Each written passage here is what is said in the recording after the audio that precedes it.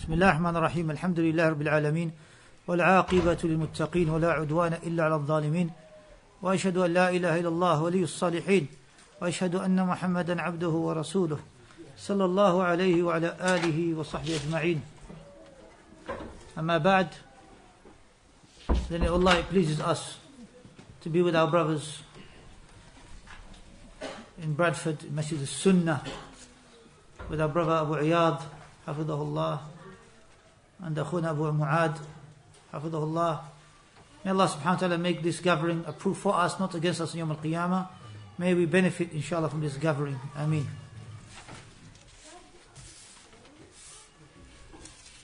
So we just take these in random.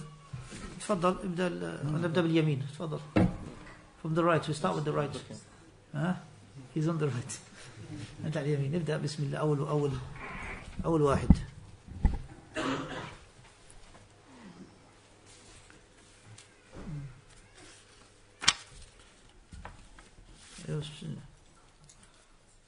So the first question. تفضل. لا أنت اليمين. بسم الله والحمد لله. How we do this? The question is, how do we warn people against listening to the internet sheikhs such as Menk, which is a Mufti Menk? Subhanallah. You have this one. First of all, we are in a very Bismillah walhamdulillah wassalatu wassalamu ala rasulillahi wa ba'd. First of all, we are living in very confusing times in the sense that everybody has immediate access to potentially thousands, if not hundreds of thousands, if not millions of people by way of things like social media and the various different forms and types, whether we are speaking about Twitter or Facebook or any of these other methods. So using these platforms, we see, and we've seen in the past 5 to 10 years, past 5 years specifically, where we have these personalities appearing. And if you look at these personalities, you will see something common amongst all of them. And you see this also in Mufti Menk very, very clearly, which is that these people, if you look at what they speak about, the nature of what they speak about, the content of what they speak about, you will see clearly that it is not based around haqq and batil, truth and falsehood, sunnah and bid'ah, tawheed and sunnah. Rather, what they speak about are things which people are, which first of all, no one is really going to dispute about. Issues of akhlaq, manners, issues to do with family, issues to do with marriage, issues to do with divorce, issues to do with, interacting with non-Muslims.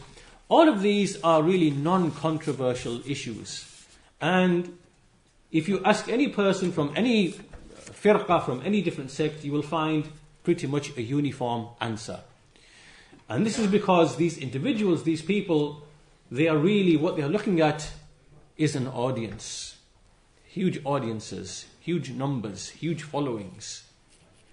And for those people to conceal the truth, this is kitmanul ilm. It's concealing the knowledge. It's concealing the truth. So instead of, for example, speaking about clearly issues that they would know and would have knowledge of, such as, for example, the mistakes of Jama'atul Tabligh, or the mistakes of Al-Ikhwan Al-Muslimin, or the aspects of Sufism that you find amongst individuals or groups. So whatever mistakes that you find in the various countries that they go to, where they know that this population is from a Sufi background, and this population is from such and such background, and this population has an Ash'ari Aqidah, and this group has they know this, because when you go to these countries, you go to the Far East, you see that they are Shafi'i Ash'aris, you go to other places, you see they are Hanafi Maturidis, you see, all of these people will not touch upon these issues. They will not touch upon these issues. Now, some of them are very, very clever in that they will never ever mention anything controversial, which you can then say this is a mistake. Some of them are very, very clever. And this is like Mufti Menk. They will never delve into issues about what differentiates a Salafi from an Ikhwani, or from a Tablighi, or from an Ash'ari, or from whatever else. They will never touch upon these issues. But they will speak in the most general way, so you have nothing with which to criticize them. That in itself is a clear proof that these people are not upon the right Aqidah or the right methodology. That in itself is sufficient proof. When you see a person not clarifying the haqq, the truth, and not speaking in accordance with the state and condition of the people, what we know of the people, that they are divided, that they are upon various beliefs and methodologies, and leaving all of that aside, which is the true reason for the disunity of the Muslim nation, leaving all of that aside and speaking about good manners, marital problems, issues of divorce, issues of inheritance, issues of akhlaq, issues, and then you know that this man is a silent devil.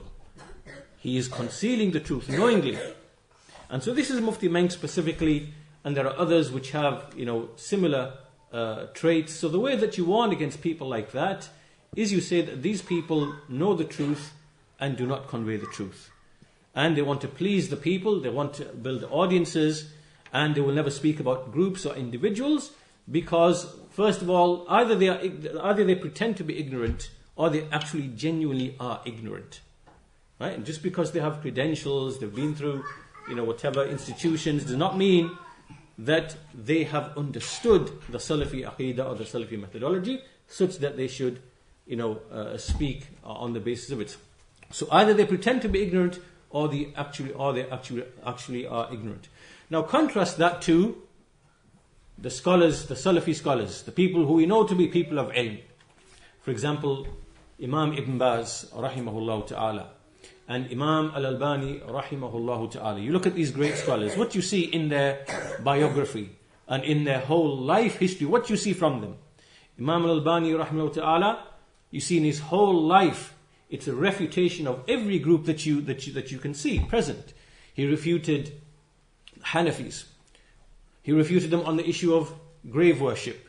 He refuted the various groups, Al-Ikhwan. He refuted Hizb al-Tahrir. How many debates he would have with these people on the issue of hadith, ahad hadith, and so on and so forth.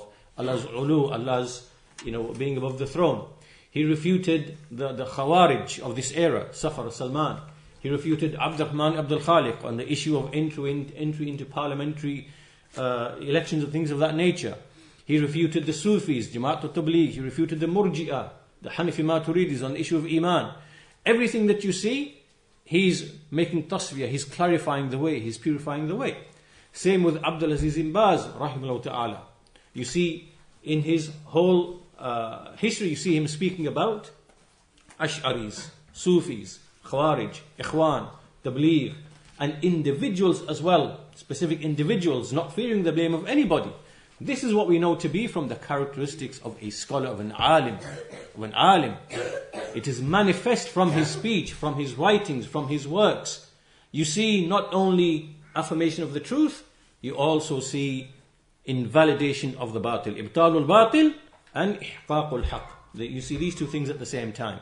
So anyone that you see in the field who is not clarifying the way in this manner, then this in itself is a proof that this person cannot be upon the way of the Salaf, and it's sufficient, that in itself is sufficient for you to abandon this man and leave him.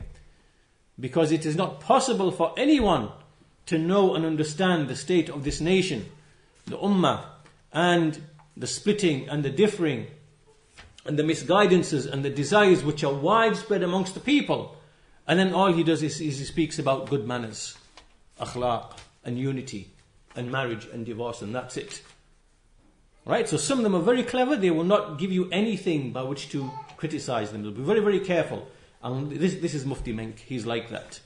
So this is what we can say. Allah knows best. If Abdulillah wants to add anything, or our brother Taqweem to that, inshallah.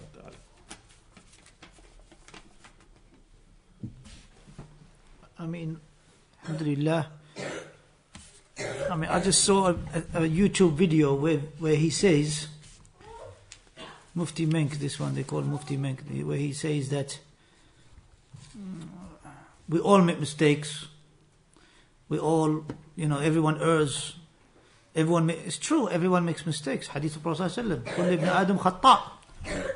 خير خطاء وخير خطائين التوابون. And the best of those who make mistakes are those who turn into repentance. So yes, we all make mistakes. But the best of those who make mistakes are those who do tawbah. But the Prophet ﷺ did not leave us without correcting mistakes. That is the key that he's hiding, the affair that he's hiding. The Rasul ﷺ, when the man said, MashaAllah wa shi'ta ya Rasulullah, he corrected him. When he said that which Allah and you willed, O Messenger of Allah, he corrected him. He said, Aja'altani ilahi niddan. Have you made me a partner with Allah? Say, MashaAllah wahdah, whatever Allah willed on His own.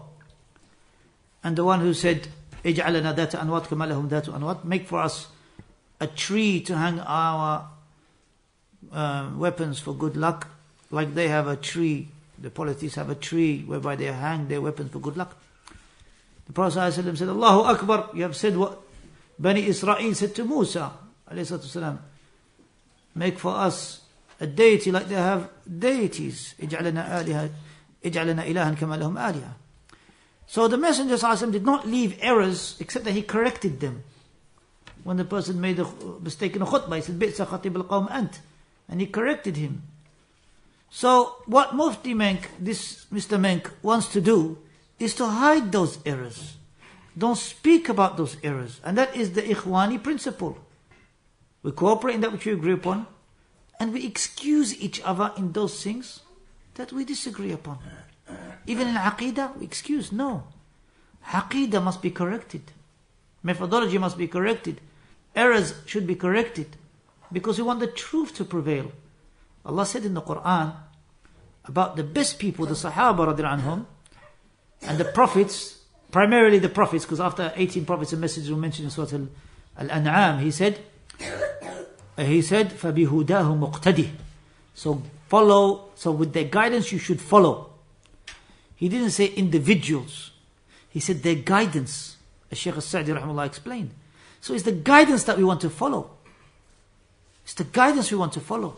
It's not about people, individuals, it's about guidance. We want guidance. فَبِهُدَاهُ مُقْتَدِهِ. So what he wants to do is cover, hide errors. And this is not the way of Rasulullah sallallahu alaihi wasallam. Shouldn't hide errors. The truth must come out and the truth must prevail. قُلْ جَاءَ الْحَقِّ وَزَهَقَ الْبَاطِلِ إِنَّ الْبَاطِلَ كَانَ زَهُوقًا. Truth has come and falsehood has perished, and falsehood will always perish. Truth should always prevail and should be above everyone. Everyone. No. تفضل يا تقي. الله أعلم. بسم الله الحمد لله والصلاة والسلام على رسول الله وعلى آله وصحبه ومن والاه. This question says, I would not engage or mingle with students of knowledge, fearing my intention may falter, from simply striving to please Allah to seeking their empathy. Is this right? And how can one protect himself from such evil?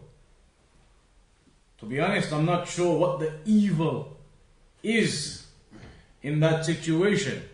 A person, with regards to his company, with regards to your companionship, then the students of knowledge, those who are sincerely striving and learning and acting, then they are exactly the types of people you want as your companionship. They are exactly the type of people you would want. The Salaf, they used to mention that, or the scholars in fact, they used to advise recently too, always make your companions people who are more knowledgeable than yourself. Your companions, your friends, your circle of friends, choose them from people who are more knowledgeable than yourself. Because in that way, when you are with them, you're in their company, you are constantly benefiting from them. Whereas if you are the most knowledgeable and your company is all lesser than you in knowledge, then you will not particularly benefit. You may of course, but not particularly in comparison to the situation where if your companions were all more knowledgeable than yourself? So with companionship, you need to be with the righteous. You need to be with those who are upright upon the religion. In the narration it mentions, إِنَّ الْمَرْءَ عَلَى دِينِ خَلِيلِهِ فَلْيَنْظُرْ أَحَدُكُمْ مَنْ يُخَالِلْ. That indeed a person will be upon the religion of his companion. So look to whom you hold that companionship with. Look to whom your colleagues are. If they are evil, then they will drag you to evil. If they are good, then they will drag you and pull you up to good also. In the other narration it mentions مَثَلُ الْجَلِيسِ الصَّالِحِ وَالْجَلِيسِ السَّوْءِ. The example of a good colleague, a good companion, and the bad companion is like the حامل المسك and the نافخ الكير, the one who carries the misk, the fragrances, and the one who is the ironmonger, the blacksmith. As for the one who has the fragrances, either you go to him when you're in his company and you buy some and you benefit from that and you have the good fragrance. Even if you don't buy any, when you're in his company, he is selling fragrances. They affect upon you and the fragrances will rub off on you. So you come away from him having benefited. Whereas the ironmonger, the blacksmith, if that is the type of person who your company is, when you go to him and you are with him, then either you come out with burnt clothes or you come out with bad smell on your clothes. That is the example of having good companionship and bad companionship. So this person now saying that I don't mingle with students of knowledge, fearing my intention may falter, then that is incorrect. That is from the whisperings of the shaitan, keeping you away from good. It is goodness that you be amongst the people who are righteous and upright. It is goodness that you have the good company with students of knowledge. It is the shaitan who is whispering this to you. And that is very similar to when it comes to the issue of showing off. A person says, I don't do particular worship. I don't do particular worship because I fear that I may fall into showing off.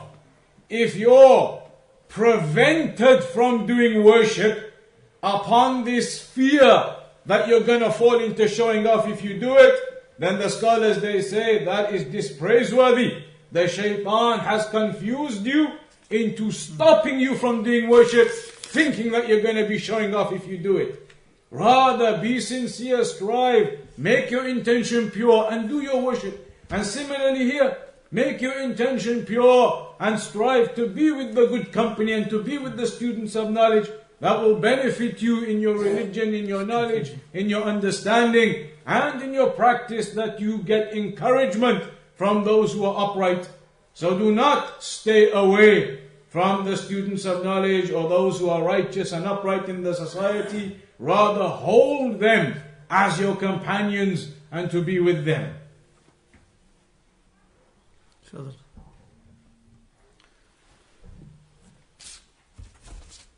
There's a question here. Can you say Allah has a body? Can you say Allah has a body? This statement, in Arabic, when they say Inna Allah jismun, indeed Allah is a jism, or Laysa bi jism, Allah is not a jism. This is from the inventions and the fabrications of the people of Kalam, Ilmul Kalam. And this is what was brought into this nation, Muslim nation, by the likes of Al-Jahm bin Safwan and Al-Ja'ad bin Dirham. These two are Imams of misguidance. And what they used to do would travel to various parts in the Islamic lands. They would go to Harran, where there used to be philosophers, star worshippers who used to be well versed in Greek philosophy. They used to go to Damascus. Al-Ja'd bin Dirham, possibly, it is likely that he went to Damascus. He was arguing with Christian theologians, scholars. John of Damascus is one of them. And he used to move around these different places, arguing and debating with the Sabi'ah, star worshippers, with the Christians, with the Yahud, with the rabbis, and so on and so forth. And they would absorb what they took from them. And then they entered their statements into Islam. And so one of those issues was to do with Allah, His names, His attributes, how can we prove His existence? And in order to do so, they abandoned the method in the Quran.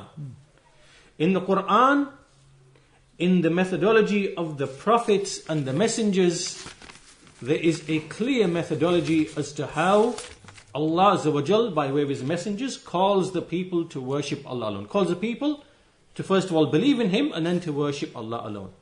And this is found everywhere in the Quran. Everywhere in the Quran. Two very quick examples. First of all, in Surah Ibrahim, قَالَتْ رُسُلُهُمْ أَفِي اللَّهِ شَكْ فَاطِرِ السَّمَاوَاتِ وَالْأَرْضِ. Their messenger said, is there any doubt regarding Allah? أَفِي اللَّهِ شَكْ. And the scholars explain that there are two parts to what they said. أَفِي اللَّهِ شَكْ فَاطِرِ السَّمَاوَاتِ وَالْأَرْضِ. The first part is an appeal to the fitrah. Every person knows instinctively that there is a creator. This is fitrah. This does not require any thought, any reflection, any reason, any intellect, any observation. It's something that's instinctive inside every single soul. So, the first thing the messenger said, is there any doubt about Allah? Appealing now to the people's fitrah. And then they said, فَاطِرِ السَّمَاوَاتِ وَالْأَرْضِ. He is the originator of the heavens and the earth. This now is an appeal to the aql, to reason. In other words, establishing that Allah is the originator. And in this respect, they pointed to the signs, the ayat, the barahin, the evidences, the basair, all of these things that the messengers pointed to show to them rationally that there has to be a creator behind this creation. Likewise, the man in the city to whom many messengers were sent in Surah Yasin, and he said to the people when they rejected the messengers, the three messengers, and he said, as we see, وَجَاءَ مِنْ أَقْصَى الْمَدِينَةِ رَجُلٌ يَسْعَى قَالَ يَا قَوْمِ اتَّبِعُوا الْمُرْسَلِينَ اتَّبِعُوا مَنْ لَا يَسْأَلُكُمْ أَجْرًا وَهُمْ مُهْتَدُونَ. So man came from the further parts of the city. He said, "O my people, follow the messengers.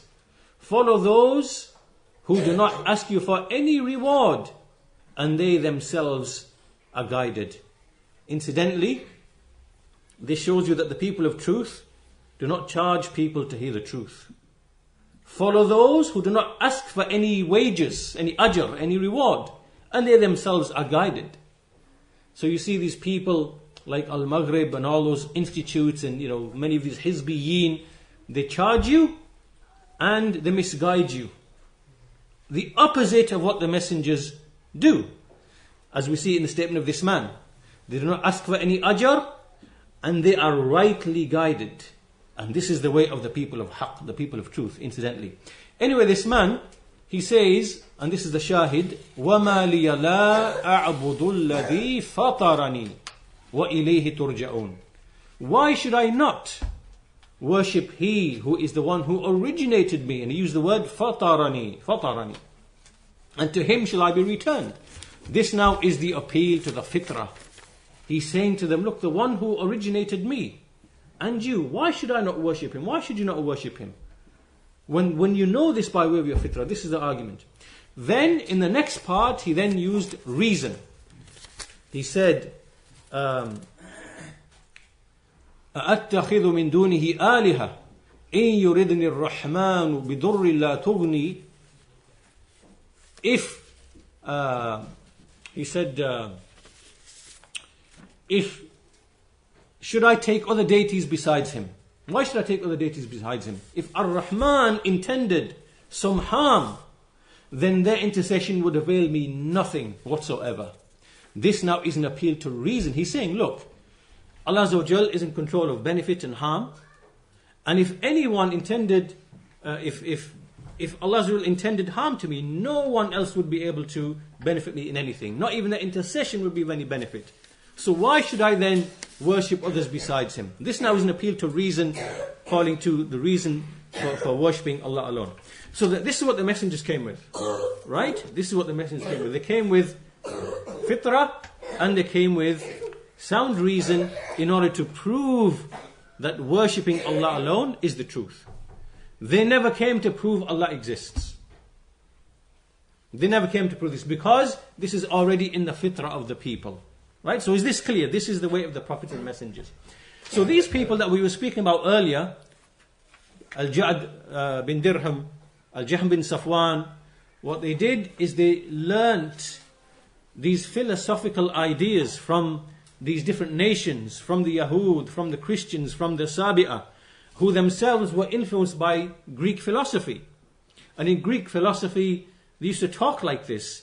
Everything is a body, and a body has attributes, and whatever has attributes is originated, and all of this is the language of Aristotle. Al-Ajsam, wal-A'rad. And these people, they took this knowledge from those nations and they brought it into Islam. And then they tried to speak about Allah using the same language. And then they began to make distortions of the Quran whenever there were verses to do with Allah's names or attributes, to make it fit this language. Right? So the first person to come and say, Inna Allah, indeed Allah, laysa bi jism, is not a jism, is Al-Jahm bin Safwan. As Shaykh al-Islam Ibn Taymiyyah mentions in many of his works, in Minhaj al-Sunnah, in Bayan, Talbis al-Jahmi, and other places, he mentions that Al-Jahm bin Safwan was the first one to say, Allah is not a body. And then those who were the first to say Allah is a body are the Karramiyya Mujassima. These were some Hanafis in the 3rd century, around the time shortly after Imam Ahmed rahimahullah ta'ala. And what they did was they were a counter reaction against the Jahmiyyah. The Jahmiyyah said Allah is not a body. And because their argument was anything which has attributes must be a body. So Allah can't be a body, therefore He has no attributes, has no names. And the other side, the Karramiyya, they said, well, wait a minute, Allah definitely has attributes, and the only way you can have attributes is if you must be a body. So Allah has to be a body for Him to have attributes. Right? Responding to falsehood with falsehood. Right? So they said Allah is a body. But then they qualified their statement, they said, well, He's a body, but not like the bodies that we know. But in any case, the language is wrong. Why is it wrong? Can anyone tell me why it's wrong? What is the principle that we follow? What is our principle from the Quran, the Sunnah, and we have the Salaf in how we speak about Allah? That's right. That our principle is that we affirm for Allah whatever He Himself affirmed for Himself. Because He is the most knowledgeable of His own self. And we affirm for Him whatever His messenger affirmed for Him. Because the messenger is the most knowledgeable of the creation of Allah. And likewise, when it comes to negating things from Allah, when we say Allah is not such and such, we follow the way of the Quran. Whatever in the Quran it says Allah is not such and such, then we say that. And whatever His messenger says that Allah is not such and such, then we follow that. We stick to this language, and in this there is safety. Because we are following the way of the prophets and the messengers. So the answer to the question, can you say Allah has a body? No, this is a bid'ah in the religion, and it is haram to speak about Allah with that with which He did not speak about Himself, or which His messenger did not speak about Him. And all of this is from the innovated rhetoric of the people of Kalam, who do not stick to the Quran and the Sunnah, rather they take the philosophies and the ideas of other people and they speak on that basis. So, Allah knows best. If anyone wants to add anything to that, Jazakallah khair. There's a question here. For those of us in the West, which books do you advise us with to learn Arabic? And in which order? Barakallahu feekum. Bismillah. The first book that you learn in the Arabic language, to learn the Arabic language, for the Arabs generally is Al-Ajrumiyyah, which is an easy book. It's for primary school students. It's not difficult. It's like the skeleton of the language, the nahu, the grammar of the language. And it is systematic. But say somebody doesn't know Arabic at all, and needs to start from scratch, then alhamdulillah, the Medina program is one of the best to learn the Arabic language. The Islamic University of Medina, they have a program with 4 levels, and you can learn that systematically. Alhamdulillah, our brothers here and in Manchester, I'm sure there are classes in the Arabic language. Strive to learn Arabic language because it will aid you in understanding Quran. It will aid you in being better in your dhikr, in remembering Allah, in coming closer to Allah, to ponder over what you are saying. So use the Medina program. That is a good program, mashallah, tabarakallah. And the examples are given from the Quran and Sunnah. The examples are given, ayat are mentioned, the hadith are mentioned. So it connects you to the narrations, which is good. And if you are able to pass the first book and the second book, you can go to Ajrumiyya, because second book deals with inna and akhawatuha and kana wa akhawatuha. It deals with that. And then you can, from that level, you can go to Al-Ajrumiyya, because you will be repeating some of the stuff that you have already learned. First book is just definitions. Then you move on to the second book, Na'am, which is slightly a bit more difficult, but it's just another level with a bit more grammatical features that you'll find in Al-Ajrumiyya anyway. And the third and fourth book, that's really the big step that you make in the Arabic language. So the key point is to go over these books. Go over them with the teacher. And Al-Ajrumiyya is one of the best. You will suffice yourself with grammatical rules, and especially if you study it with a Tuhfa, which is the original sharh, if you like, the early explanation by Muhyiddin. Going through that book with the Tuhfa explanation, with the teacher, because it has questions and answers, questions at the end of every section, going through that.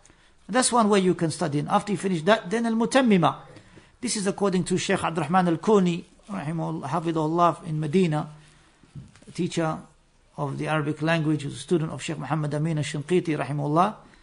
He has these levels that you follow. You start with Al-Ajrumiyya, then Al-Mutammima. Now the difference between Mutammima, which is called Mutammima, completion of Ajrumiyya, Mutammima has additions. It is like the skeleton of Al-Ajrumiyya with a bit more. And also the istidlal, the proofs that you find in Mutammima of each grammatical feature is from the Quran, which is wonderful. Because it means that you're connected with the Quran, ayat, connected to understand some of the, to memorize some of the proofs. Once you finish Mutammima, then you could either go one or two ways. Either you go through studying Qatr al-Nada, which brings you the differences between the Basriyin and the Kufiyin. Some of the slight differences are mentioned in there, the khilafat. والكوفي والبصريون أبصر. And or you can go over the Alfiya, which is a bit harder, it's harder than Qatr al-Nada. Qatr al-Nada, I prefer it because in there you'll find lines of poetry which the scholars are using in their durus anyway. Lines of poetry for istidlal, as proof of certain points. Na'am.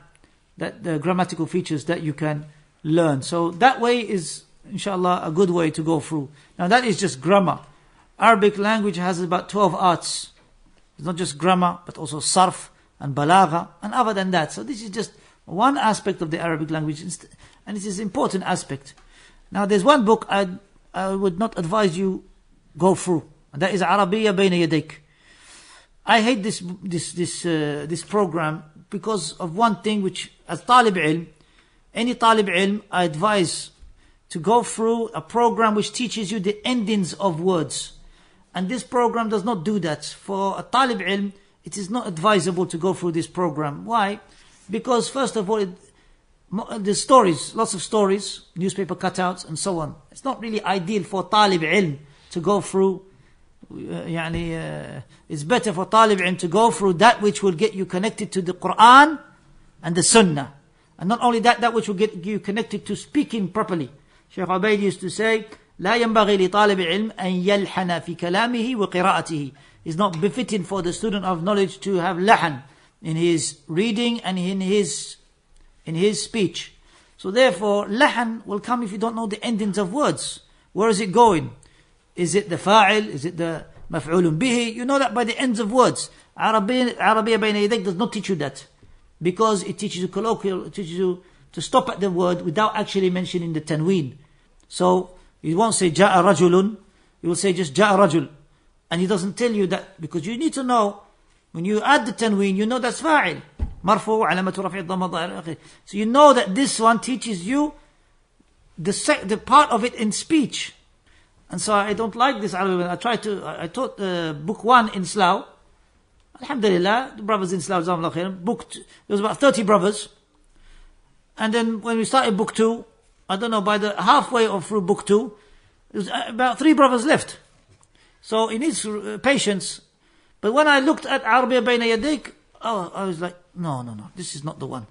For the Talib al-Ilm, you need to get connected to the narrations, the book of Allah and the Sunnah of the Messenger ﷺ. So I don't like this program, Arabiya Bayna Yadayk. La, this Bayna Yadayhim hum is not Bayna Yadayk ant. Bayna Yadayhim hum. Because there's their language, colloquial, which is sometimes dialect that you're learning, and it's not the actual lugha. So my advice, don't go through that. That's the advice that Sheikh Abdurrahman al-Kuni, our teacher, started with. And there's other books.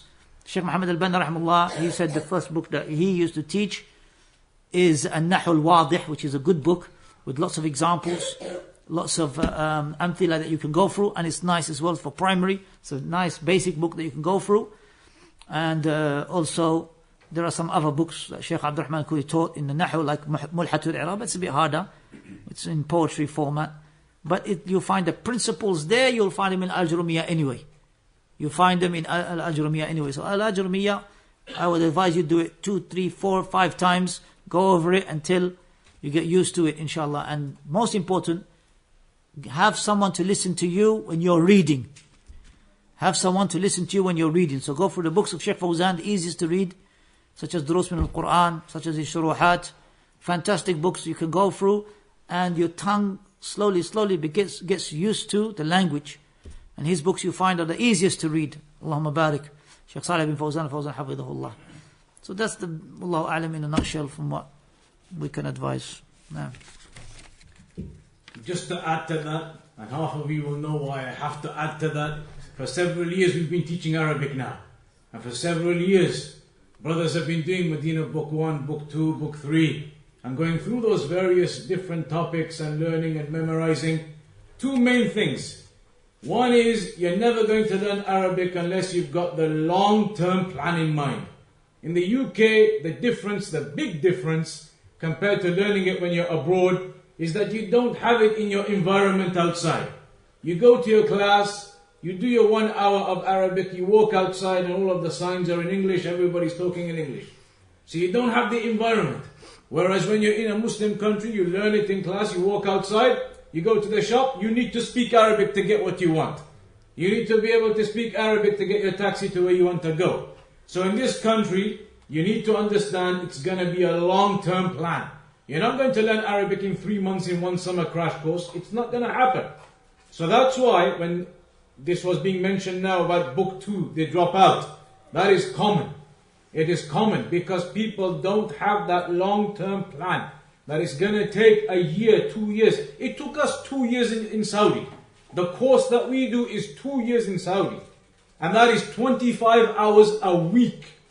25 hours a week, 5 lessons a day, 5 days a week for 2 years, 4 semesters to get you to the level of university. So what therefore of the UK? The reality is it's going to be at least double. 3, 4 years of hard work and you'll get to a level where your Arabic is now coming along. You need to have that mentality.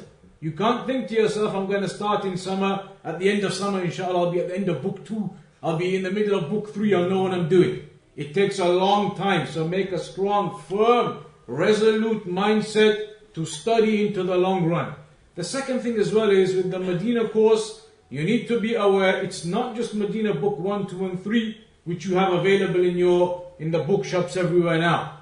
That is only, as the brother mentioned, the Nahu aspect. The Medina course is actually something like 30 books. Medina book 1 that you see now has 3 other parts that go with it.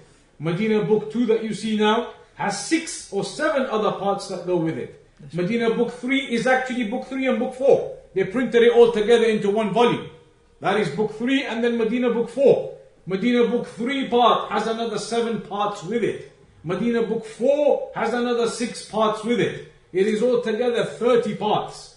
And it's a mistake to go from Medina book 1 onto Medina book 2 onto Medina book 3. The course was never designed to be studied like that. You're supposed to do Medina book 1 and maybe try and do one of the side books at least. Because those supplementary books, they implement the grammar you've been taught in Medina book 1. When you go to Medina book 2, it has all of those side books. Pick a couple of them, 2 or 3 of those, and do those too. Because they will implement the grammar that is in Medina book 2. That's how you then build up to getting onto book 3. It's a mistake to go from 1, 2, 3. You could do that, you could memorize that. You would not be speaking Arabic. And you would not be understanding Arabic. Because the course was never designed to be taught like that. So be aware of those side books. They're printed now. You can get them all printed in a big volume, about £30 per volume, available in some of the bookshops. But you need to be aware, you need to do some of those side books too. In the long run, with the side books, the full course or as much as possible, until then you start realizing how you can understand and learn. But otherwise people get to book 2, end of it, and they say, I still can't understand properly, I still can't put sentences together, because you haven't done the practice and the comprehension that goes along with it. So just to quickly do 1, 2 of these others, quick ones.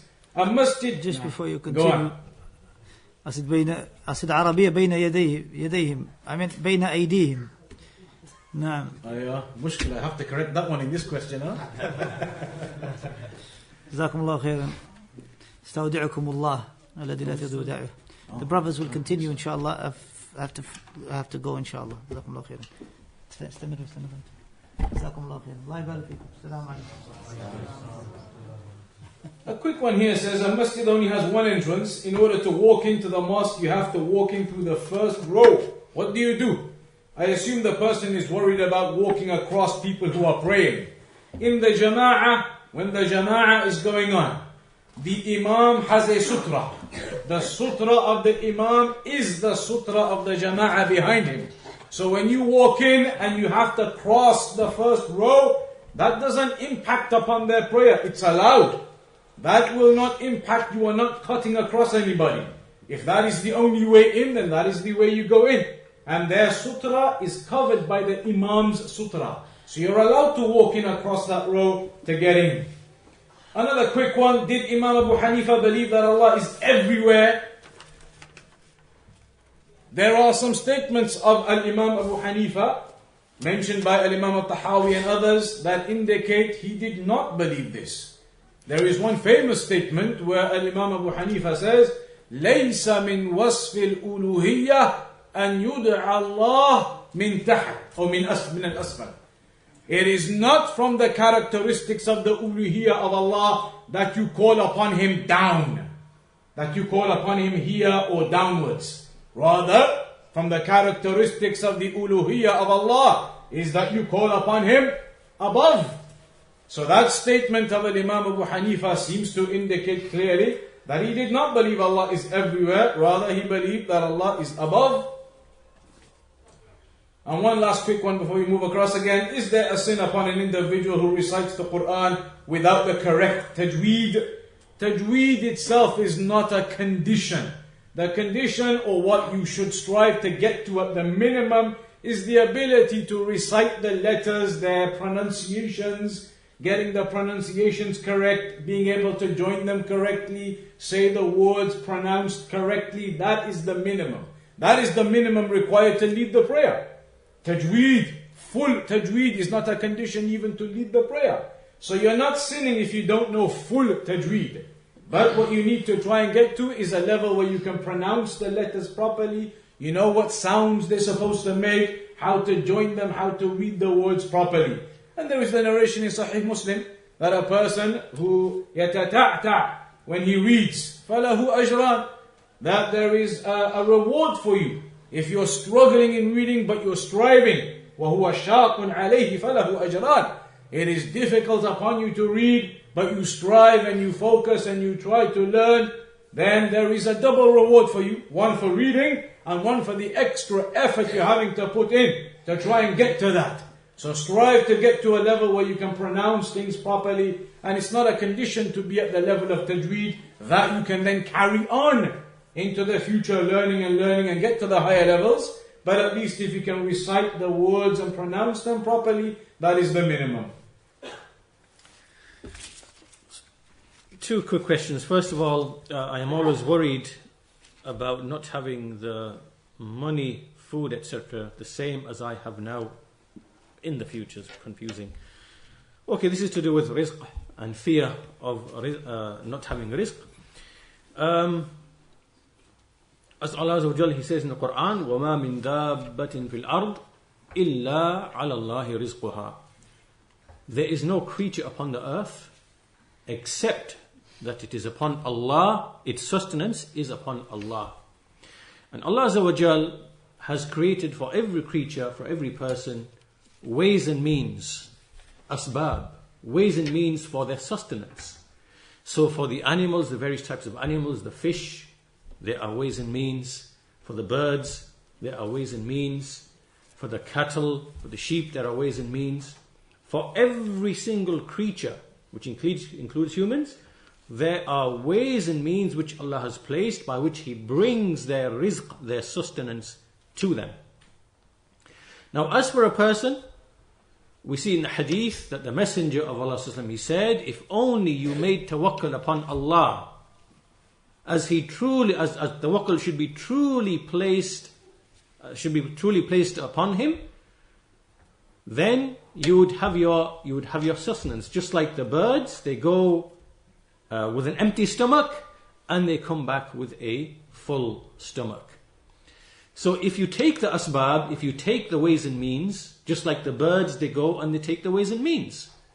They go out in the morning, they come back in the evening with a full belly because they use the asbab, they use the ways and the means.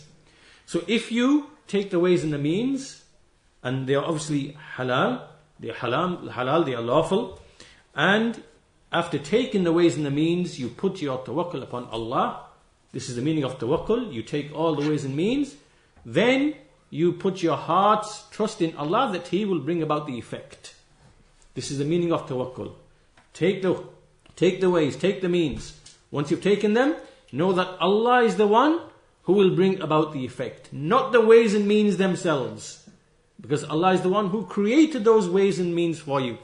And He is the one who will produce the effect. So once you've taken the ways and means, your heart should be attached to Allah.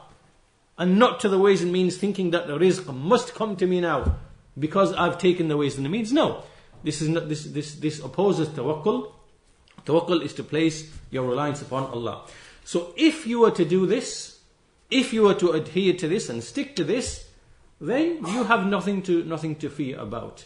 Your rizq is upon Allah as long as you take the ways and means and you make tawakkul upon Him. Second question, can the du'at make tabdi' of individuals here in the West? Must scholars be consulted on this issue only? There's a nice answer to this question by Shaykh Rabi' ibn Hadi, hafidhahullah ta'ala. And to summarize the question, basically he says that in those issues which have already become clear, they're already clear to everybody and the haqq is distinguished from the batil. So for example, everybody knows that the Jahmiyyah are upon misguidance. Everybody knows that the Murji'ah are upon misguidance. Everybody knows that the Rafidah and the Shia are upon misguidance and their individual statements that they make, that it is misguidance. Likewise, in our times where the proof has been clearly established, like Al-Ikhwan al-Muslimun, for example, are upon misguidance and innovation, or the Tabligh are upon misguidance and innovation.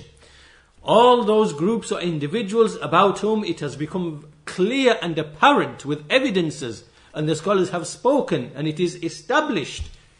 With respect to them, if you see a man coming and speaking with their speech or with their statement, then that person is an innovator.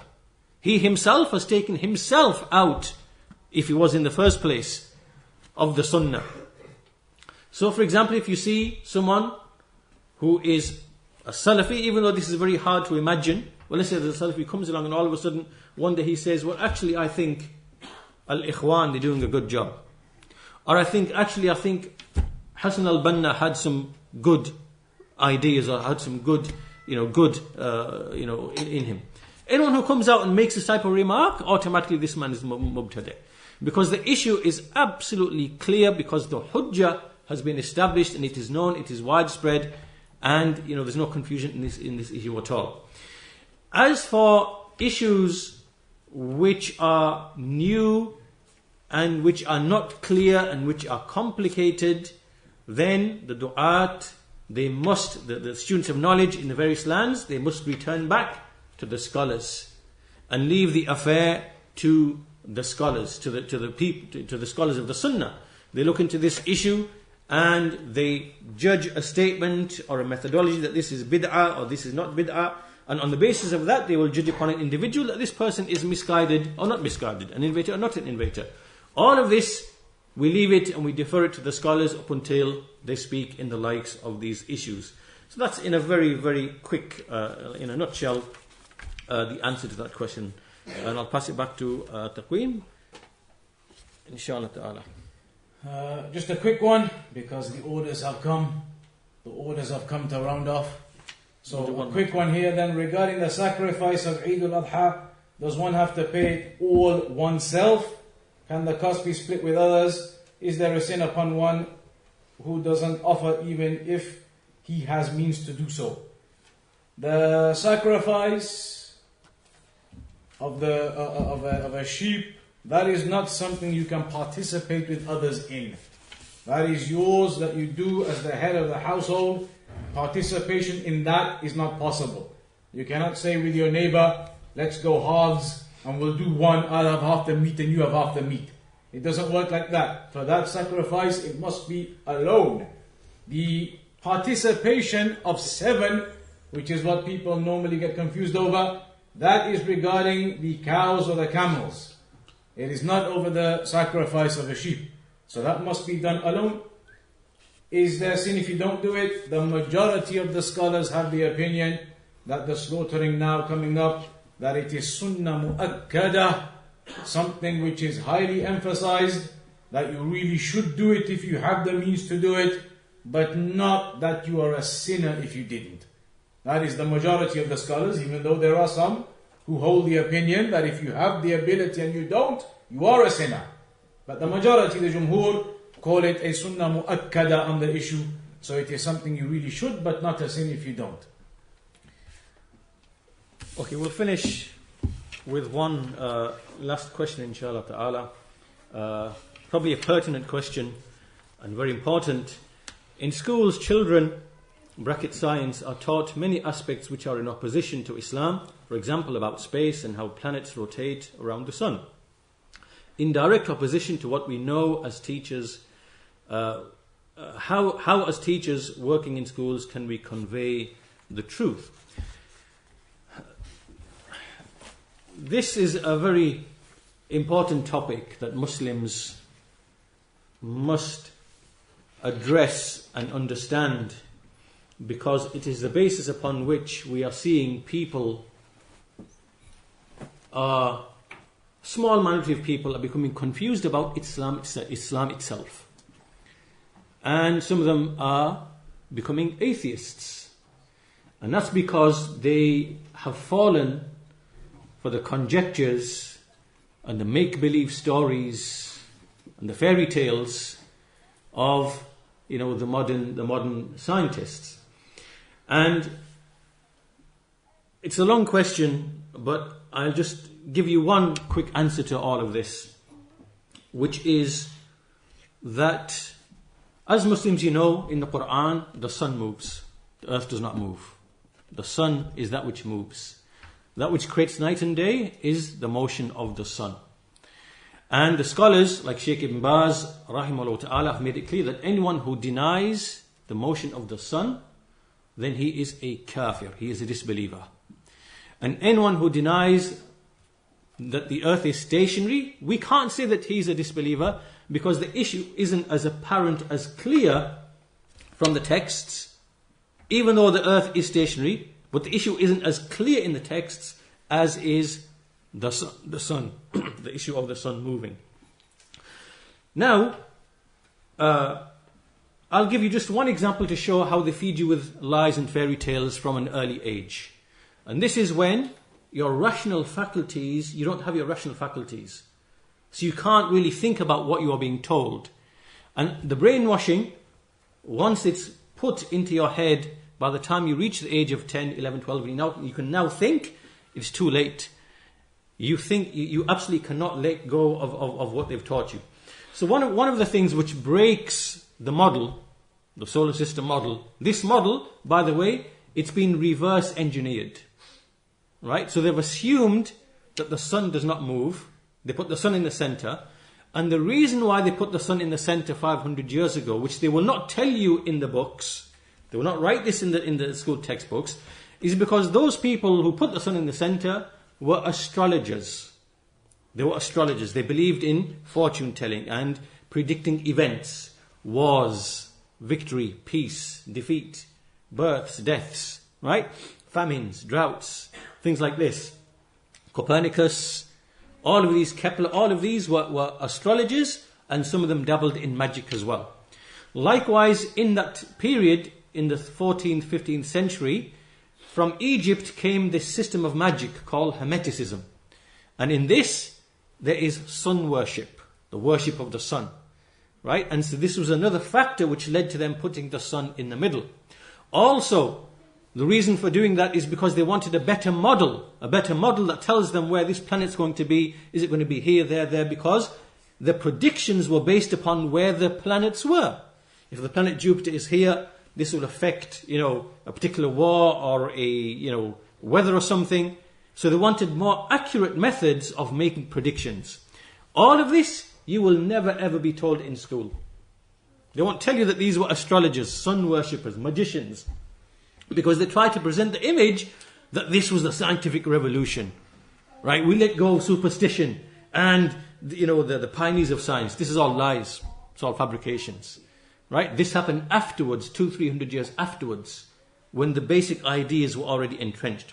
So they put the sun in the middle, and what happened is that, assuming the sun is in the middle, they then reverse engineered everything. If the sun is in the middle, then the earth has to be such and such a distance, and it must be going at such and such speed, and the moon must be going this direction, and all the figures that you see, the sizes, the figures, the calculations, the speeds, everything is reverse engineered after assuming the sun to be in the center. Right? Now there are many, many historians of science who say explicitly, and again you will never read this in the science books, that they say that this model, the sun being in the center or the earth being in the center, you cannot prove either one to be true or false. It's impossible. And it's exactly the same if you put the earth in the center and the sun going round it. You cannot falsify it on the basis of observations. It's impossible. Right? This is in the books, in the books of science. Now, so what they did was they reverse engineered it, and then by the time that they developed the instruments where they could now test it, because remember from 1500s, 1600s, 1700s, all they had was telescopes. That's it, nothing else. What can you do with telescopes? Nothing.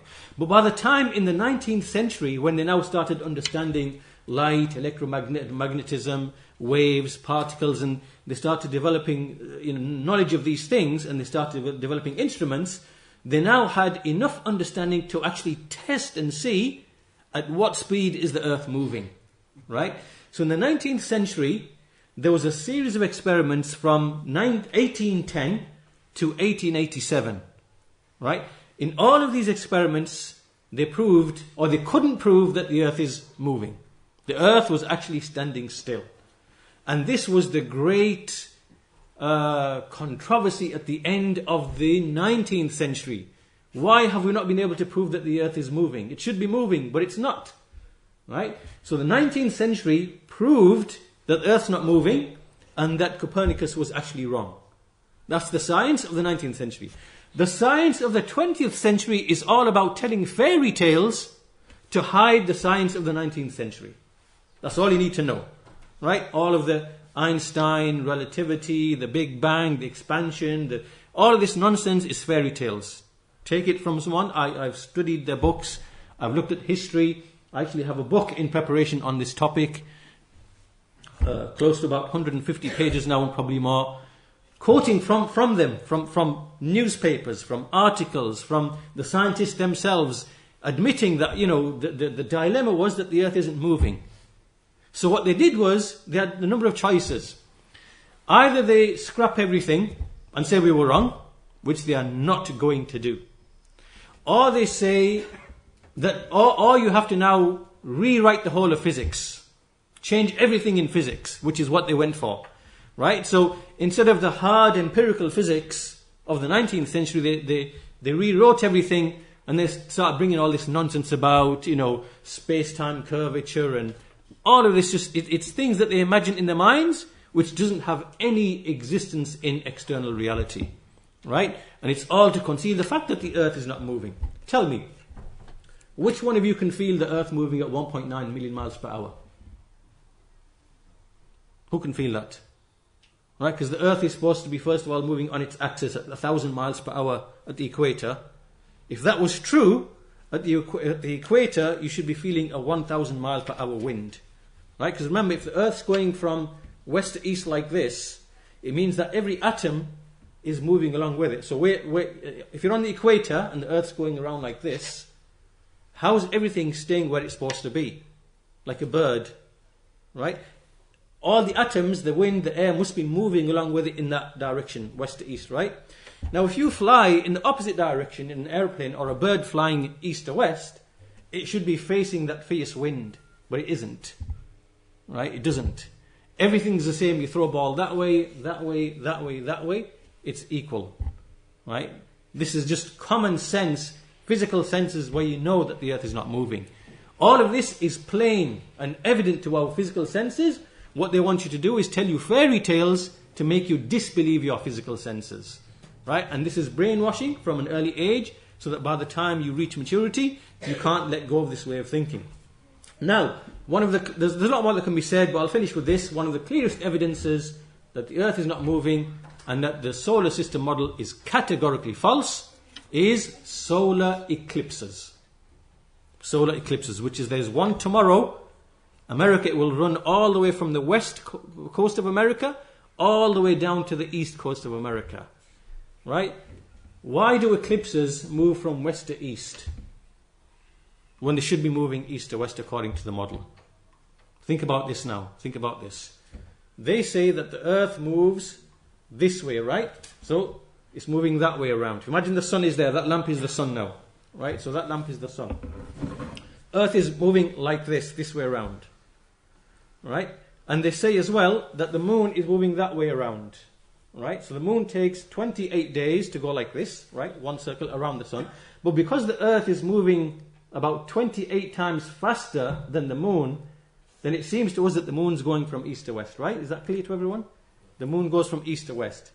But really, according to them, it's not going east to west. It's actually moving this way at a certain rate. But because the earth is moving faster by 28 times, right, it appears to us that the moon is going that way. So now, if the sun is there and the moon is here and the earth is going 28 times faster this way, which way should the eclipse start from and where should it end? It should go from east to west, right? Because the earth is going like that, 28 times faster. Yeah? If this is turning like this, right, then the eclipse should be here. Let's imagine the sun's there, the moon is here, right here. And as this earth is turning faster than the moon is moving that way, the eclipse should start from here and it should go that way. Yeah? That's right, isn't it? When you go home, think about it. Draw it on a piece of paper. Just think about it. But what happens is that the eclipse actually starts from the west and moves towards the east. That's impossible. It's impossible. It's not possible. And to cover this up, they give you all these simulations and cartoons and models. And what they do is they fix the variables in the simulations and they show you a picture. And then it's all false, and what they do is they play these little tricks. So they'll make the moon to move faster, twice as fast than what it should be. Right? So it's all fraud. Everything is a fraud. Right? So the cartoons that they tell you to refute this, you'll see that the moon quickly now is moving like 30 times faster than what it should be, to make it look as if the shadow should be going west to east in the model, but it's not. So you've got to look out for these little tricks that they play with you. Second thing that's very clear is, why is the part that sees the total eclipse only 70 miles across when the moon is actually 2,000 miles across? Right? This is another fraud now. So tell me, can the shadow of an object ever be smaller than itself? You can do this test right now. You can get a ball. You put it, if you got something, if you got a coin here right now. Has somebody got a coin? We can do this right now. Right. So imagine this now is the moon, right? That's the sun over there, and the moon is quite close to the earth. Well, you can't really see it. But tell me, can you ever have the shadow of an object smaller than itself? Is it possible ever that the shadow of an object be smaller than itself? No matter how big the lamp is, it makes no difference. This is impossible. So if the moon is 2,000 in diameter, then on the earth, the shadow of the full eclipse should actually be 2,000 miles in diameter. Right? That means almost half of the earth should be seeing a total eclipse. Whereas what you see is a small strip, which is about probably 50, 60, 70 miles. Right? So what they do is they tell you these fairy tales. It's all fraud by way of images. So what they do is, if you look at this diagram, they make it, first of all, they put the sun right next to the moon. That's not to scale. And secondly, they say that the rays of the sun go out diagonally, like this. When it suits them, they say they go diagonally. When it suits them, when it doesn't suit them, then they say it goes parallel like this. Right? So they're playing games with you by these diagrams. That's a fraudulent diagram. That's a fraudulent diagram. This cannot be reproduced in real life. Right? You can do it yourself at home. With a large lamp, get a lamp with a large bulb, like this big. Take a small marble, that big, and put it in front of a globe that you have, right, which is, half the size of a globe. Put it there, and you tell me if the shadow becomes, minuscule compared to its diameter. It won't. It never will. It never can. Right? So this shows that the model is false. The model is absolutely false. It's not the earth that is rotating. It's the sun and the moon. They are the same size. The sun and the moon are the same size, and they are simply passing over each other. And they are both travelling from easterly direction to westerly direction. When the sun overtakes the moon on the 29th of every Islamic calendar month, on some occasions it actually goes over it, and if you're in a land that will see the sun being blotted out, you will see an eclipse. That's all it is. Right? So this is just one example. There are many other examples that can be shown to actually falsify the model. So what I advise you as teachers is you should learn these things, not take everything that you've learnt. It's just a model, and it has flaws. And you can teach the model and say, look, this is what they teach us, this is what the textbooks say, this is what they believe, but this is what we believe. And here are some clear evidences to show that this is wrong. Common sense evidences to show why it's wrong. But because this is what they teach, you will be questioned and examined on this, then this is how you need to answer. This is what you need to know, according to their model. And when you answer, say, according to modern astronomy, according to modern, this is how it works. This is how you answer. Right? So this is what the teachers should do, parents and teachers, because these are the things by which they create shock in the people's hearts. And all of it, as Allah Azza wa Jal, He says, إِن يَتَّبِعُونَ إِلَّا الظَّنَّ وَإِنْهُمْ إِلَّا يَخْرُصُونَ. They follow nothing but conjecture, and they do but just guess. That's all that they have, nothing else. The rest of it is just propaganda and telling lies and whatever else. Allah knows best.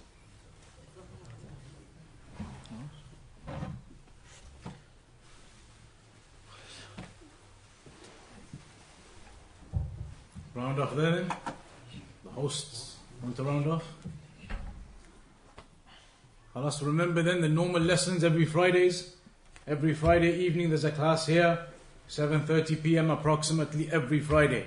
Every Saturday too, 7:30 as well. Friday and Saturday, 2 days a week, regularly. So make the effort and tell your friends, families in the locality, Fridays, Saturdays, every week there's a lesson going on. Jazakumullah khair.